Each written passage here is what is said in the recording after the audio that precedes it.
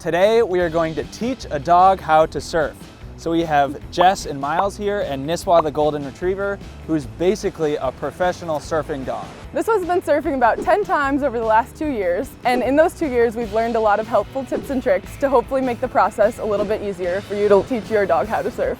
So let's get to it. Step 1, getting water comfortable. So to get comfortable, we got Niswa comfortable in the water by playing a lot of fetch and getting her used to the bigger waves and the unpredictability of the ocean. I would say it's kind of like a gradual process. So you have to get them comfortable swimming, and then it's a whole other thing to be comfortable with waves of the ocean. Like a lot of times dogs see that coming in as like something attacking them and they're afraid. Yeah, she used to be afraid of the waves. She would run up to the water like she wanted to go in, and then she'd run away as soon as the water was coming at her. But eventually she saw a dog run in after a ball, and then she followed them in and then was no longer afraid. So we'll just toss a tennis ball beyond the waves, and she kind of dives in past it, kind of crashing into them and swimming and getting tossed around in the surf, basically. So they'll get really excited and want to keep playing, but if you notice that they're, getting tired, it's definitely important to take breaks so that they don't wear themselves out. Step 2, practicing with a board on land.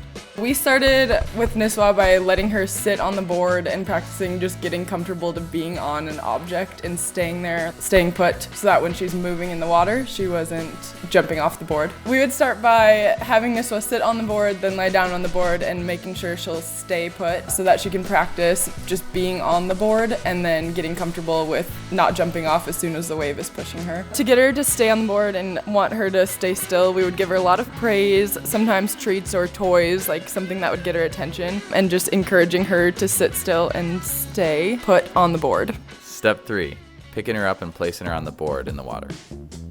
At this point, you're going out into the water with the board. I usually have Niswa swim after me so that I'm not carrying her or dragging her in the board through the crashing waves. So she swims out to kind of be on the break. And then once she's deep enough, I'll pick her up and place her on the board. It's really helpful to have her in not too shallow of water, so you don't have to bend over and pick her up from basically the ground, because she's sopping wet, so she's a lot heavier than like any other time you'd pick up your dog. But then you just place her on towards the back of the board, try and get her to lie down in the right arrangement, and then she's ready to go. Sometimes it's easier if your dog isn't super comfortable in the water. It's easier to use a life jacket on them, and it also has a handle on the back a lot of times, so it makes it easier just for picking her up out of the water as well. Shout out non-stop dog wear.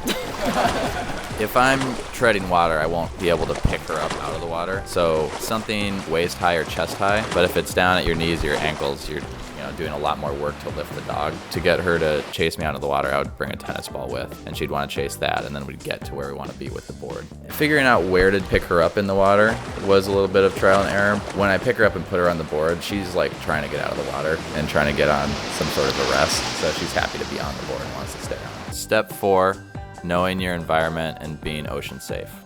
Ocean safety is really crucial. It's a really important step to know where you're going, what the break is like, what the beach is like. Anything from riptides to stingrays to crowded areas. We always go to the dog beach where she's allowed to be off leash and seek out areas that aren't too crowded. It's also important to know the current conditions. So if the waves are really big and it's high surf, it's going to be dangerous for the dog, and especially if you're learning to, you don't want to get caught in that. Step 5, putting it all together and going surfing.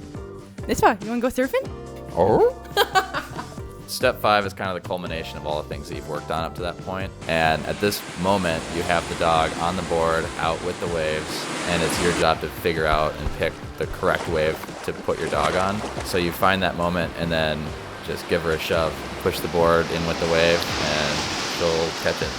Your dog might do a couple different things. When the board starts moving, they might try and jump off the board right away. It's also important, if they get off the board, that you get to the board so that a different wave doesn't smack the board into the dog. After 1 or 2 tries, we usually go in and take a break so that Niswa doesn't get too tired. I'll be there to catch the board from the closer into shore, just in case the board's flying in, if she's made it a little bit further, and then just kind of grab her once she's inland a little bit more. If it's getting too big for her or anything like that, I'm always there to grab her as well, just to make sure she's safe and Miles is closer in the waves, but I'm closer to land, so someone's in each area. Niswa loves surfing so much. She gets really excited about it, and it's pretty cute. Like, if she falls off the board, she'll try and go chase it and jump back on. We had some inspiration to try surfing. So back in Minnesota, we had taken her out on some paddle boards, and we were up on the dock and had left the paddle boards in the water. And Niswa had just kept jumping off the dock and going and landing on the paddle boards and just wanted to sit out there.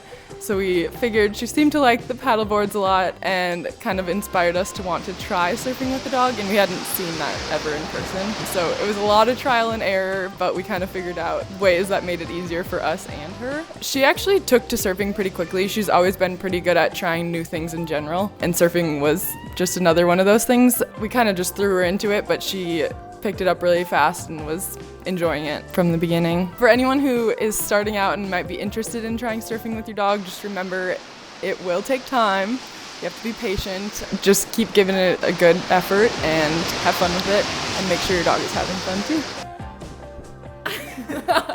Thanks for watching. Make sure to like and subscribe and follow Niswa the Golden on Instagram.